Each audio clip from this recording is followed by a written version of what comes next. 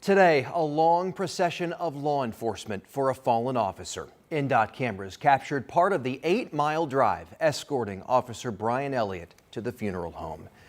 Good evening. Thanks for joining us. It has now been about 48 hours since Officer Brian Elliott was shot and killed in the line of duty. Tonight, Jenna Webster shows us the effort to honor his legacy as the community prepares to say a final goodbye. Phones capture moments, words can't. I know God's in control, but it still hurts. It still hurts. Yeah, that hurts.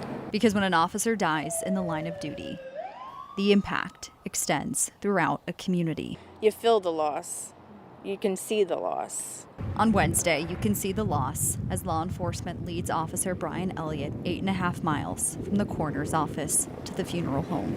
He was 2 years under me. Yeah, he was very bright. He was always doing something fun, and he was such a sweetheart too. You can see the loss too at the police department where people gather. Why shoot an officer because you're in a disagreement? And ask why. I just feel sick. I had a family and so young, and somebody just thought they could take somebody's life and think nothing about it. Among flowers and handwritten notes, an angel watches over. The blue is for police, the orange is for Beech Grove, and my son said the white's for heaven. A wooden flag signed by police around the state sits nearby. We're losing too many. Too many, way too quickly. Too young. Tributes from those who recognize the face in a frame and those who don't. It touches my heart. It really does. It's a somber reminder of how quick life can change. I pray for them every day. I really do. While words piece together why. Yeah. Beech Grove stands behind a department of officers who stand behind and salute one. It is a home family. In Beech Grove, Jenna Webster, 13 News. All right, Jenna, thank you for taking us there. Also tonight, new hope for neighbors in a Northeast Side neighborhood. The video you see is from last year when we told you about speeding and reckless driving up and down this street here. And now the city is stepping in to help. Samantha Johnson went back to the neighborhood today, not far from Binford and 46th Street, to get an update.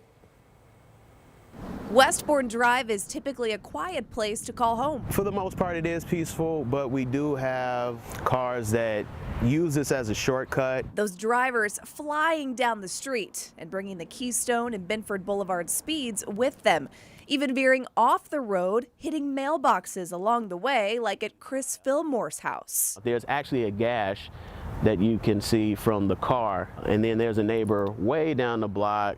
This is about the second or third time that they had their mailbox taken out, so it's just been a lot going on. We first told you about these problems last September when Fillmore and his neighbors took it upon themselves to start a petition asking the city for help. Right after our story, the city put up consistent speed limit signs on Westbourne. It is now 25 across the board, and we're hoping for the other changes as well. Things like speed bumps and guardrails. All this got the attention of City County Councilman Ron Gibson. So I was able to work with the city on getting these streets in line to be repaved this year. Still waiting on the timeline. We will add speed bumps on Westbourne to try to slow down the traffic. The main concern isn't the mailboxes, but instead, what if a person was getting the mail and they were hit?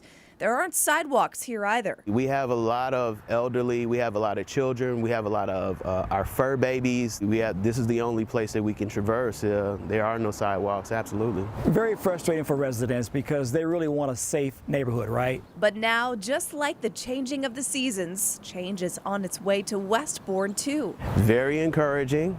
It lets us know that our voices are being heard. In the meantime, these signs all over the neighborhood will stay up. Fillmore sharing advice for other neighborhoods too. Take action. 2 words. Taking action to keep their neighborhood safe. On the Northeast Side, Samantha Johnson, 13 News. Weather impact alert for tomorrow due to the threat of severe weather across central Indiana.